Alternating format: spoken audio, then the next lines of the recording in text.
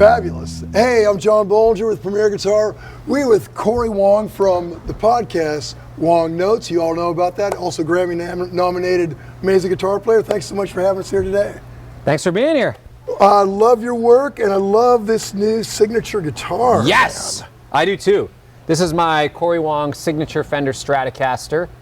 It looks a lot to some people like my Highway 1, but it's actually very different. The only thing that's similar is just the nitro finish with the trans blue paint job. But otherwise, it's a lot more modern in its features. It's actually a little bit more like the American Ultra, but with some other added things to me that feel like features. The neck shape is like a modern D, like the Ultra. Yeah. Medium jumbo frets, rosewood fingerboard. Different headstock shape and body shape, just a tiny bit different. So if you took kind of your average Strat, because every Stratocaster is a little bit different, this one, the body size is maybe a couple percent smaller than the average Stratocaster. Oh, wow.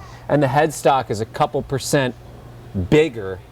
And the reasoning is, with the way that I play guitar, being such a rhythmic driving sort of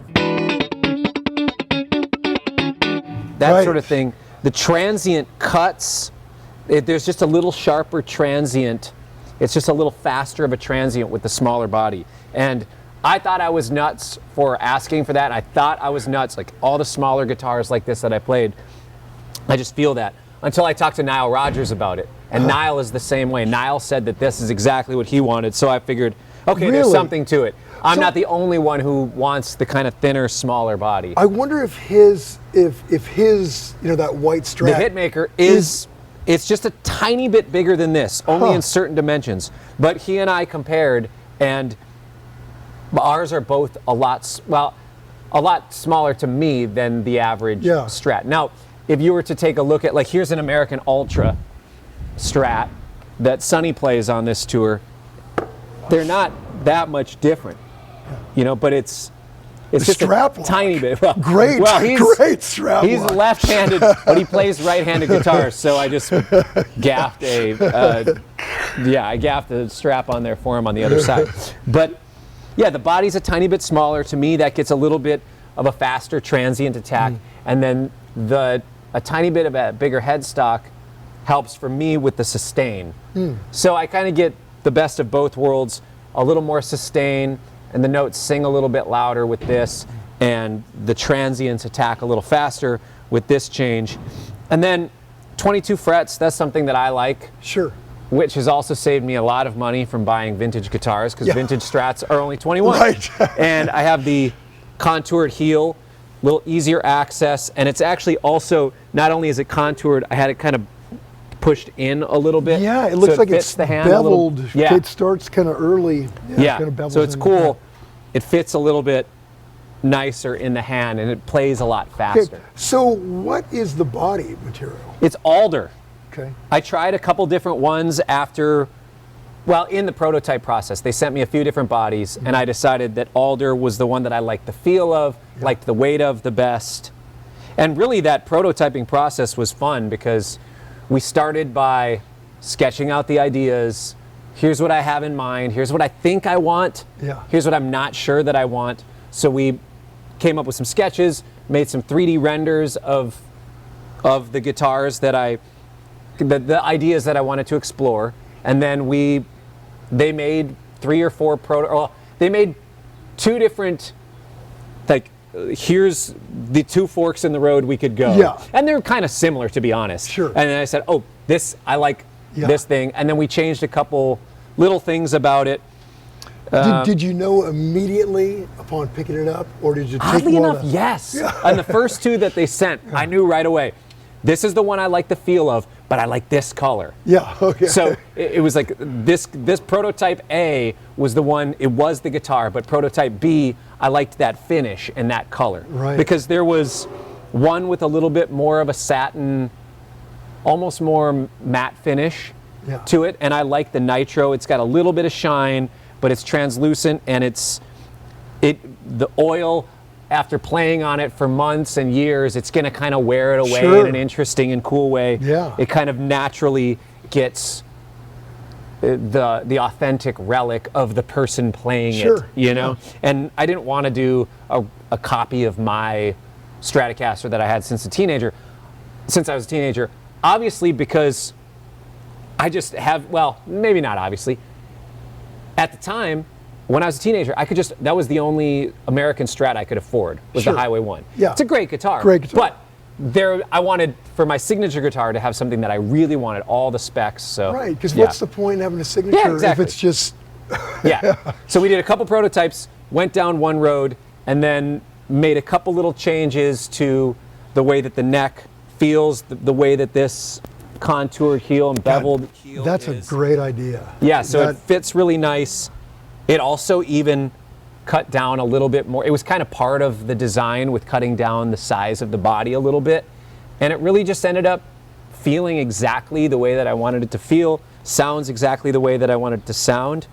I developed some, oh, go ahead. Oh, well, that segues into, I know you did something interesting with the controls. Yes. So the pickups are ones that I designed with Seymour Duncan. They are the Seymour Duncan Clean Machine pickups. And they're kind of based off of their Antiquity Surf pickups, which are really great pickups for playing clean guitar. Sure. But in the band Cory Wong, I play a lot more lead stuff, and I use overdrive and that sort of thing. In Wolfpack, I pretty much just play clean. But in a lot of other settings and in session settings, I use overdrive and a lot of other effects. The Antiquity Surfs got a little bit too woolly in the top end for me, for lack of better terms. Yeah. And I wanted to develop a pickup that was wound a little bit hotter. It actually is an Alnico 4 magnet, and it's kind of a mini stacked humbucker in the bridge to compensate, so it's a little bit thicker than the average Stratocaster bridge pickup. But I like the look of 3 single coils. Oh yeah, so absolutely. So it's all 3 single coil size, and then, so yeah, they're wound a little hotter. They're Alnico 4 magnets. And then one of the things with me and the way that I play so rhythmic, and my stroke has a specific thing to it. So one of the things that I was doing a lot of times is I like to play in 4th position. So what ends up happening sometimes when I'm playing is this. I'll hit it. So what I wanted to put in is a 4th position panic button. So it's a push knob where it basically, if it's out, no matter where I'm at, it stays in 4th position.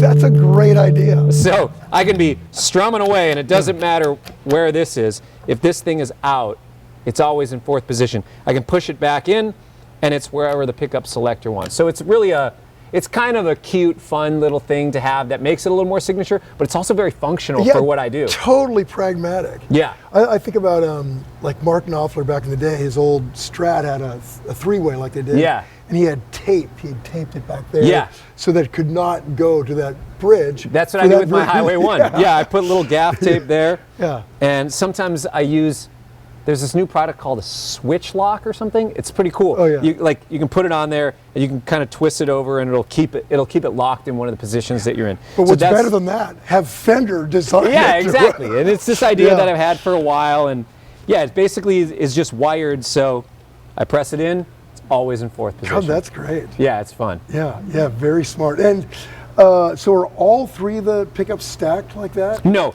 just the bridge pickup. These are true single coils. Oh, but it sounds like minimal, no 60 cycle hums. Yeah, and that's, I mean, a lot of what I play, but the tiniest amount here. But yeah, it's great. I mean, I wanted to shield it really well, so between Fender and Seymour Duncan, we found a way to shield it in a way that makes it really clean, that feels really great for studio and live. It's just an incredible guitar because it's so clean. When I want it to be clean, it handles pedals and overdrive really well. And when I'm not playing, it's not like you have to put a big gate on it or something. Yeah. Right. And what's also very cool, when we showed up, there's 2 cases of here. Yes. And apparently these are just production models that are going out. Yes. That you're doing my quality control. Quality control. Yeah. So every Cory Wong Stratocaster that comes across my desk, I like to play it to make sure I get a little QC in. and I just, I check them out and make sure that they feel right, that they're set up right, make sure that the frets feel good, make sure that it looks good, that the pickups are set in the way that I like them. Yeah. Because I want people, if they're buying my signature guitar, I want them to be able to feel like they can pick it up and just have the exact same thing that I have when I pick up my guitar, which is it. So sometimes, I mean, I'm not super precious about any of the individual Cory Wong Stratocasters, because the one that I play is no different than, it's literally just a production model. You could go into any Fender dealer and pick up that guitar and and play a gig. Yes, exactly. Yeah. Like I went to Sweetwater and was hanging out and playing, and I just pulled one off the wall and I played it that night. It's like, feels like home. Yeah, and I was actually kind of like, oh, I like this one. Do you think maybe like I could? I was like, no, I can't do that, because every once in a while you just have that guitar that's on the right part. It's built from the right part of the tree. Right. You know, no matter what. It's sometimes there's these minute differences that you would only feel if you're psychotic, which I sometimes am about my own guitar, right? But the thing is fun is, like, I don't know, if somebody wanted this guitar, sure, have this guitar. I'll play this one or whatever. Well, and it makes the whole, like, you're not wondering, what guitar do I play tonight? Yeah. You're gonna play that guitar. Yeah. Yeah, and it's a super fun thing. How many do you tour with? How many are you playing on an average? I usually have 3 with me. One of them is in drop standard tuning down a whole step. I don't want to say drop D tuning. It's drop standard. It's all the way down. All the way down. The whole thing is down a whole step. Yeah. And that is because some of the tunes that we're playing on tour with Antoine Stanley, we switched the keys from the original recordings, but a lot of the songs have some specific guitaristic voicings that need the open strings. So I play that stuff down with the guitar that's tuned down a whole step. And then the other's a backup. And the other's just a backup. Yeah. Yeah. Oh, that's great. And honestly, the backup changes out. So I bring some of my guitars on the road to sell at the merch booth. Oh. And that third guitar is one that I'll just kind of play it. It's like, all right, we'll sell that one, or and then the next time I'll just play another one, just because it's nice. I like to play the different ones. Like I'm saying, I really do want to make sure that the guitars that are going out straight out of the factory, just the ones that you pick up at the Fender dealer, are ones that I would want to play, and I live by that in what I'm doing. How cool that a fan can come to a show and, I'm going to buy that guitar. Yeah, exactly. Play with it. That's great. What strings do you use on this? I use the Ernie Ball Paradigms, 10s. 10s, okay. Yep. I've been experimenting with the one that I drop tuned to put 11s on it. Yeah. Just because there's the less tension. So I'm putting 11s on that right now. Does it feel comparable? Now it feels a little more like standard tuning, similar tension. But 11s just have a certain thing to them. Right. So whenever even if I tune a guitar down a half step, I like 11s on that. Yeah. I've done that on occasion, different tours, and I have a couple guitars at home. Well, I have one Strat at home that's set up with 11s, tuned to E flat. But really, I like Paradigm 10s, or I've been actually experimenting a little bit lately. I actually didn't know that the M steel Ernie Ball strings existed, and then I went to the Ernie Ball factory and they're like, check these strings out. I was like, what are these? And I did a blind string taste test. It was like, these are the best sounding strings. I love these. They're like, it's the M steel. I was like, what? How did I not know that these existed? And those are great too. So I've been kind of switching between the M steel and the Paradigm. Really the only difference, the only reason why I'm switching off is my fingers are so used to the feel of the Paradigms and just like the natural slinkies. Yeah.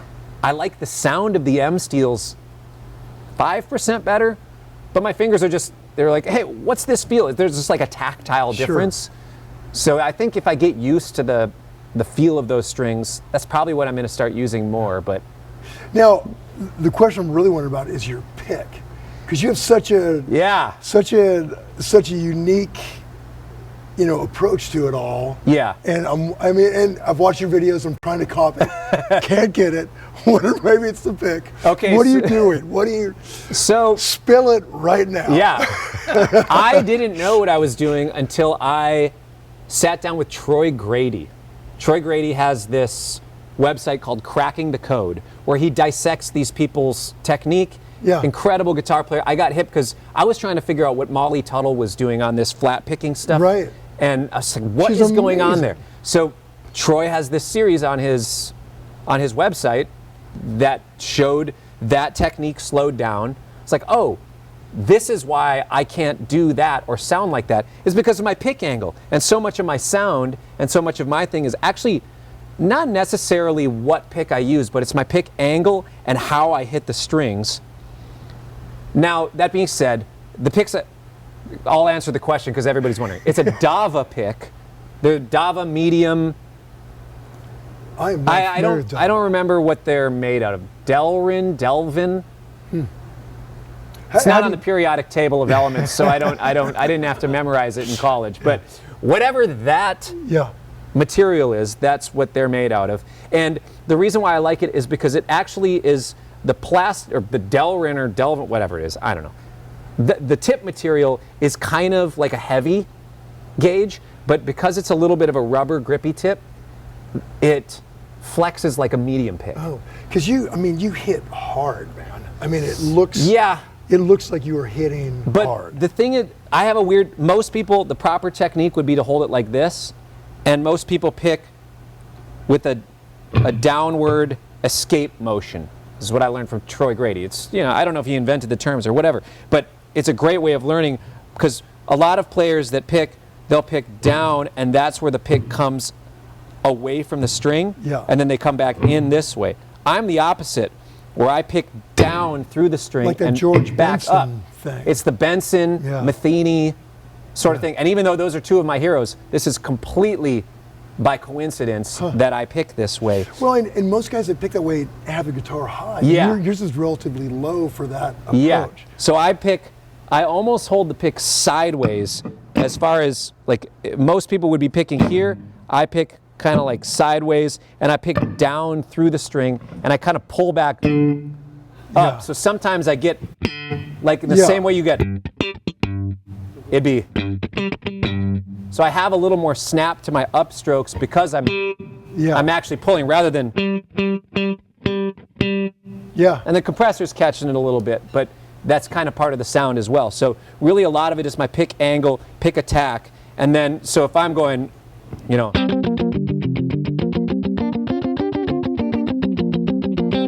a lot of that is just in the aggressiveness of all the downstrokes and then that. And then sometimes I'll do this thing where I pick and I hit the strings and then I pull up. So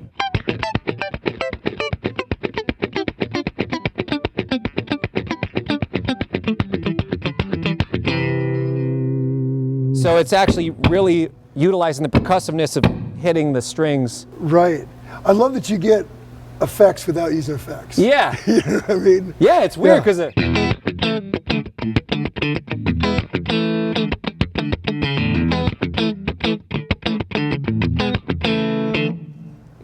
there's this extra stuff that just happens if you hit the strings. And I actually didn't realize that I was doing it until I was on tour a few years ago, and a friend who was out on the road with me, who's also a great guitar player, Emily Browning, she was watching Side Stage one day. She's like, what are you doing on that song? Like, I'm watching you, I hear 3 notes, but I'm only seeing you pick 2. It's like, what do you mean? No, I'm picking all of them. She's like, no, play it for me, play it for me. I swear you're not picking the notes.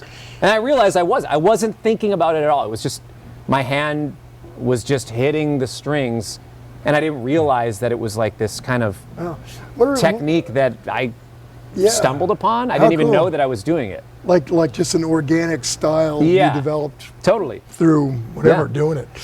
Too cool, man. Okay, that was the big question I had. Yeah. Now let's talk about amps and pedals and all that stuff. Yes. Let's start right over here. You're running a true stereo rig, yes. Right? On this tour, I have a bunch of different amp rigs. Yeah, because I know you're like a super guy. I mean, like the Fender Supers for forever. I, for a while, was using 2 Super Reverbs. That had to be loud, right? Well, I run them on 2.5. Okay. The thing is, the Super Reverb started not being clean enough for me. Yeah. Because what ends up happening is the tubes warm up. Sure. The tubes get older, or even the older amps, the thing that everybody else wants, the amp's breaking up faster. Right. That's the thing I'm always trying to avoid. So I kept turning the amps down Right. to compensate, and then it just wasn't quite giving me what I needed out of them. So I've dabbled in the Fender Twin world. They sound amazing. They're great. They are very loud, and they can be amazing, clean, loud. So I've done 2 supers, I've done 2 twins, 2 deluxes. I'm less excited about for whatever reason than the 2 twins. I like the JC120 a lot. It's got a really fast transient. I love the clean tone of a JC120. But my personal preference, I don't love when I hit the gas. I don't like the way the top end responds with overdrive and kind of the Klon and 808 style overdrives. I don't love it with the JC120. If I'm just doing clean tones, JC120 is great. I've dabbled with some Supro amps that I really like. Most of them are a little heavier than I want them to be. Fine, just a personal preference thing. I've dabbled in the Dumble world. I love how fast those are. Those are the fastest tube amps that I've played that I absolutely love. But there's a whole other factors going into that world, and that don't need to go into it. But what I've landed on for this tour is the DV Mark Eric Gale's signature amp. Oh, wow, great. So it's the Eric Gale's signature amp, a little bit of a modified EQ on it. It's kind of a custom tweak job. And I like it because it's 250 watts each. Oh, wow. And it's a hybrid solid state tube. So there's a micro tube in there, which to me, I get all the wonderful cleanness of like a JC120, or to me, actually a little more of the Fender style clean, maybe more of a twin style clean, but it has a smooth top end to it that I really like, and they're awesome. The thing is, the other thing that's really awesome is they're inexpensive amps. So really, it's a very affordable amp that they make incredible stuff. I actually started playing Mark bass amps for bass quite a while ago, and then started checking out some of their guitar amps. I'm friends with Eric Gales. He's like, come on, man, you got to check out my amp. It's like, all right, cool, yeah, whatever. I was like, oh, okay, yeah, oh, yeah. And he's a Strat guy also, so totally. Of course, it's voiced in a way that works really well for Strat, because that's my main guitar. Yeah, and his Strat clean thing is, I mean, you can't beat that. It's amazing. Yeah. It's a religious experience every time I watch him play guitar. Yeah. Some people are like, oh my gosh, I want to quit. I just think, oh my gosh, I want to listen to you forever. Right. He's very inspiring to watch and listen to. It's so deep. Yeah, and he's channeling something. His new album is fabulous. Yeah, it's incredible. Incredible. So I'm running through also then 2 DV Mark cabs, nice lightweight cabs, and on the 112 cab I'm running a Jensen 12-inch speaker. If I'm being honest, I don't remember exactly which one it is.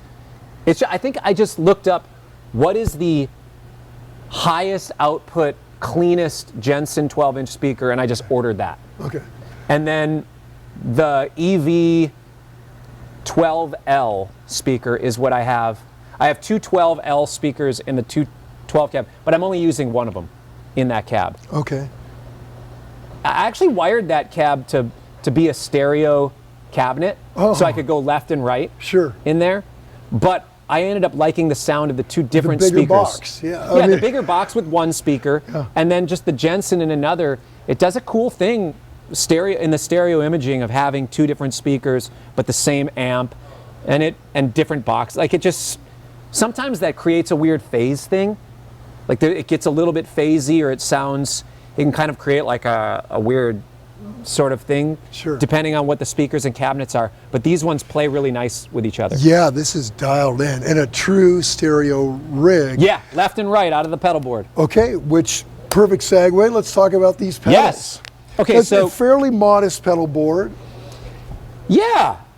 So how does your signal go? You're running a wireless unit into it. Okay, so first off, I wanted a pedal board that would fit in my suitcase. Right. Because I do so many fly dates. So I actually had Mason from Vertex Effects make me a custom sized pedal board we measured in my suitcase what's going to fit in my suitcase in one side. I have like the Away aluminum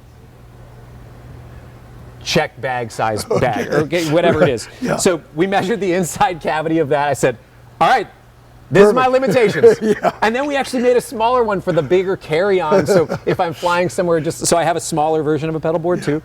It's so stupid. I shouldn't base it on like what suitcase I'm using at whatever time. That's the most practical way to do it. Yeah. So I'm using a Shure wireless DLX16 or ZX, I don't know what it is, something 16. Yeah. Which I like a lot.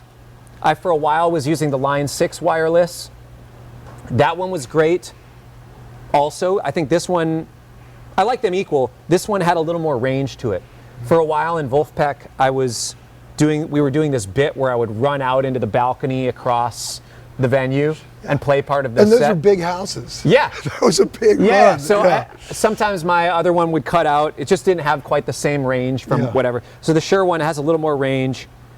And now when we're playing much larger shows, I have some sort of rack unit wireless that I can go 2 miles down the road and be fine. Sure, yeah. I'll run out of steam before my guitar wireless will. So I'm going in the Shure wireless, which is awesome also because it has a mute tuner. God, yeah, that's great. Yeah, that's cool. And I go into the Hotone. No, I was for a while going into a wah. Sorry. I'm going from the Shure into the Wampler Ego compressor. I have done the deep dive on every compressor that has existed in mankind in a stomp box format. Sure. And the Well, Ego it's such compressor a huge part of that sound, though, man. Totally. You need it. Totally. The thing that I like about Wampler's compressor that I haven't been able to find in many others, I would say the Jackson Audio Bloom is the second closest. Well, you did go deep into it. Yeah. Yeah. Well, a lot of compressors will compress the sound and kind of thin it out to compress it.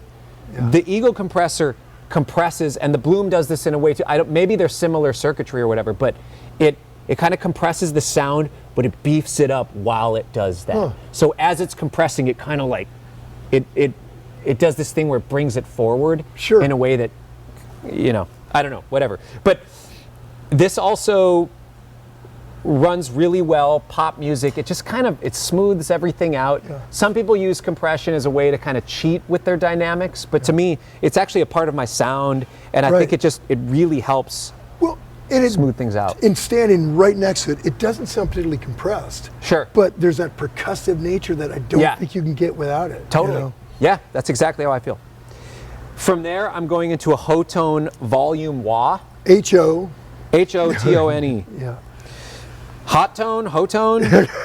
Whatever you want to call it. I don't know. Volume Wah. So it's Hot one? Yeah, it's oh, so I'm muted.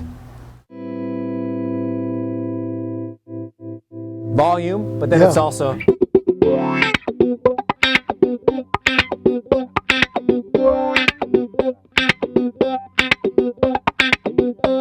God, that's great. And I love this. It gives you a visual clue with those lights on the side. Yeah. That's I like it. I can't really see it under my foot, but I just if you stand over here, it's perfect. Yeah, if I'm standing to the side, yeah. The horn players can see where my volume is at. Yeah. But I like it because it's now not two of these big foot-sized pedals on my board. Yeah. And I never use volume and wah at the same time. Right. It's freaking great. Yeah. Exactly what I want. From there, I go into the TC Electronics sub and up. Yeah, the little one. Yeah, it's a little. I don't know if they make a bigger one. They do. I've got the bigger one. Okay. It's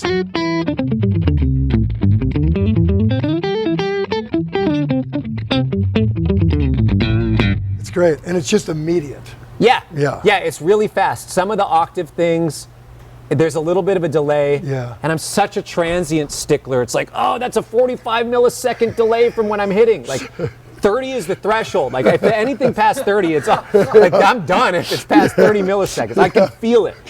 So this actually is one of the faster responding things. And I like that I can use my full dry signal and it's additive. Yeah. That to me is what I like about an octave. Yeah, or season any of to these. taste. Yeah. Yeah. Exactly. And then this is a new pedal to me, the Rossi filter by GFI Systems. Let's hear that weirdo. I heard it on the way in. It was like, yeah, it's an envelope filter.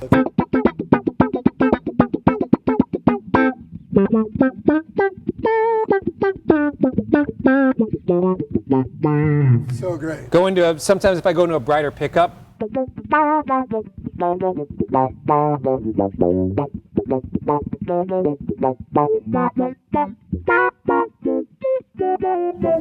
just a great, it responds really well, and it's actually very tweakable. Now, okay, speaking of that, do you find the sweet setting and just leave it there, or do you, in the heat of battle, do you twist anything? Nope, and actually I don't even use the full functionality of this pedal.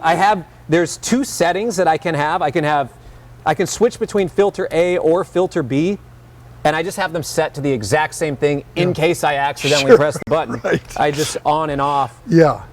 So they're the same. I think you can add an expression pedal, so A is a wah and B is just an envelope filter, but Yeah. I already have the volume wah, so I'm set on that. So this is actually really great. I love the sound of this. I used to always use digital, like a H9 or a HX Effects by Line 6. And I still actually really like the way those are, but this just has, once you get to a certain place, it's like you're looking for that extra 2% of my own preference. Right. They're all awesome, and somebody else might like the H9. They might plug in all 3 of them right next to them, and everybody else might say the H9 is so much better. I'm like, yeah, but for what I'm doing right now, I like this. Yeah. So it's nice to have all those. Personal preference-wise, I like this. Yeah, it sounds fabulous. Yeah. And then I'm going into this really interesting pedal. It's brand new to me, the Vespa by B-Tronics. Wow. It's Jack Stratton from Wolfpack is the one that got me hip to it, which really? is so funny because he notoriously doesn't buy pedals. It's literally the only pedal he's ever bought. He's like, hey, come over to my house, check out this new pedal I have. Help me see what it does. It's like instant St. Vincent tone. Oh, okay. It's like a super cool, I feel like for a while there, it was like St. Vincent and maybe Jack White cracked the code on a couple tones. It was like they're the only ones that could do it. And now B-Tronics has this pedal, and it can do that thing amazingly. So it's got this.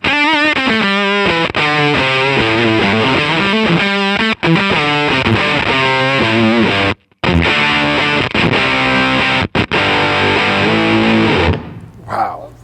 It's amazing. Crazy. But what I like it for is, in my rhythmic thing, I set the gate of the fuzz to kind of cut me off, to almost get like St. Vincent meets Morello, where it's like the.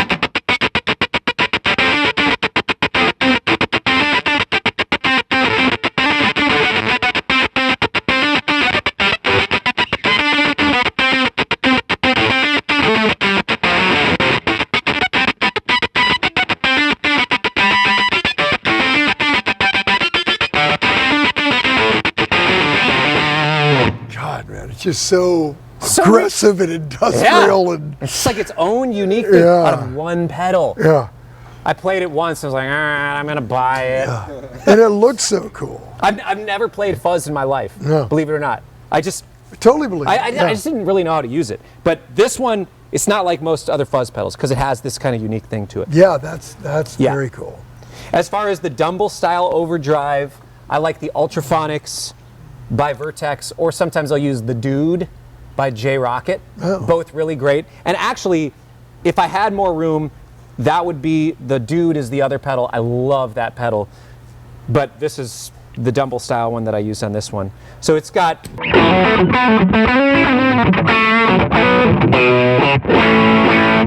Yeah. It's a little more saturated, that sort of thing. And my favorite overdrive of all, I might be a little bit biased, is the Jackson Audio The Optimist pedal, which is one that I developed with them, which is a dual overdrive and EQ. So on the left side, overdrive 1 is like a Klon style circuit, and that's basically an overdrive with a little bit of a mid bump, right? Maybe a little more adjacent to the 808. But it's a Klon circuit, really. It's kind of that overdrive with a mid bump. And on the right side, the OD2 is a little more like a Timmy or maybe even a Zen Drive-ish, where it's a little flatter EQ of an overdrive.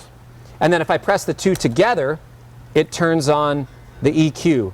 Oh. And I was not hip to EQ as far as pedals until, actually it was a lot of pedal makers were just kind of preaching EQ to me.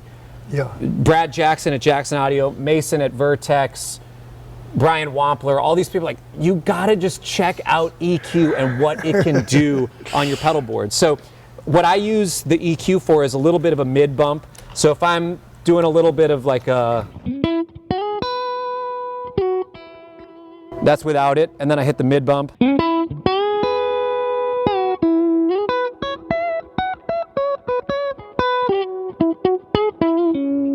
So it almost gives some of the EQ characteristics of a TS-808 Sure. or a Klon, but not the drive characteristics. That's great. It's a 3-in-1. Yeah, so the OD1, the side that's a little more like the Klon.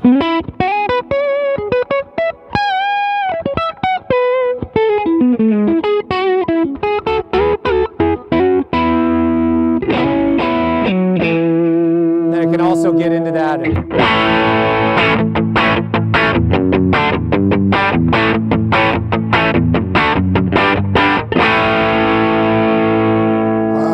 Man, that's great. Then I go OD2. This is a little more of that flat. I set it a little bit brighter, maybe. There's less of the mid. Well, maybe it's a natural thing from not being the mid bump when you hear it in comparison. But this one is more the.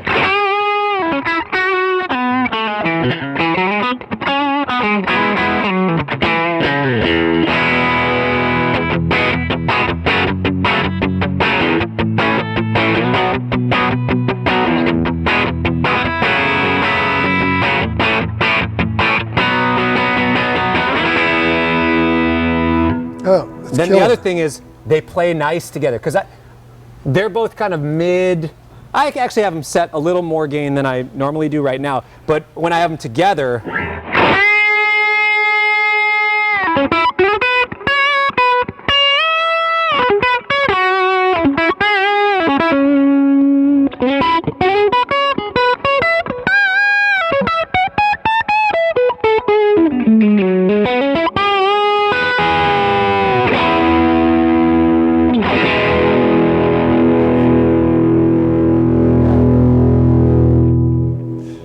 yeah, that's great, man. it's so Love fun. that pedal. Yeah, it's super versatile. It's the overdrive pedal that I've always wanted.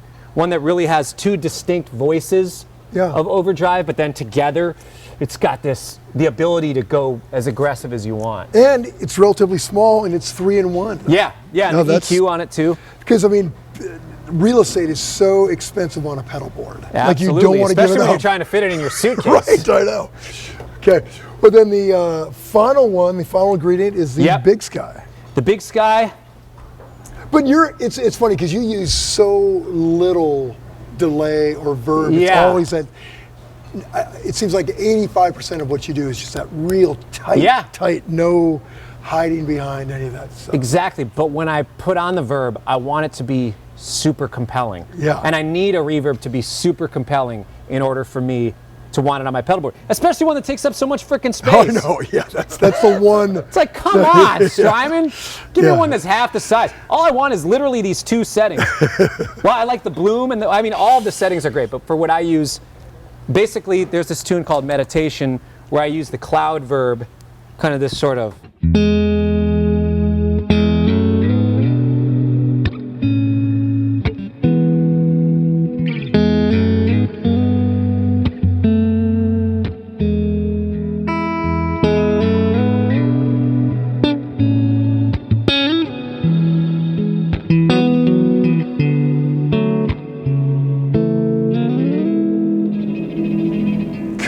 That sort of thing, and it's just, you kind of feel like you're like being hugged by a cloud. Yeah. You know, like your tone's got this thing around it. And then sometimes I'll use a little bit of a lighter version of the cloud reverb where I'll go something a little more melodic, like the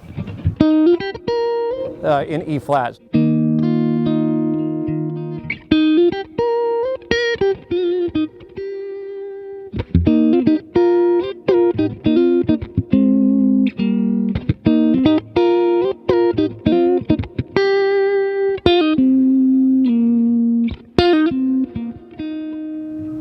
or it feels like the note just needs a little extra. And then the bloom verb is also really fun to use. So it kind of makes everything, gives a different, this one I have the EQ set to be a little bit darker. So the bloom verb responds a little bit differently if I'm going.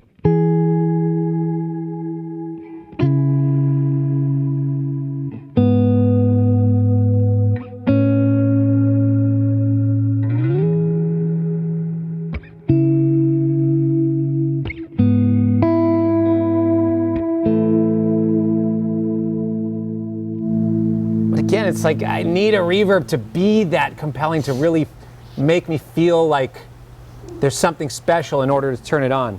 Yeah. Unfortunately, the one that I love, that I swear by, is very large. But that's okay because it's that good. So that's why I put it on. I've tried the Blue Sky, their smaller version. It doesn't quite have the same functionality, the same features. So for now, I'm using the Big Sky, and maybe Strymon will make one that's smaller, and then I can fit the Dude pedal on here. That's it. Strymon, it's up to you. It's in your, the ball's in your court. Well, Cory, thanks so much for joining us, man. Yeah, it was thanks really for a having treat me. to hear It's great. it all. So we'll see you next time. Peace.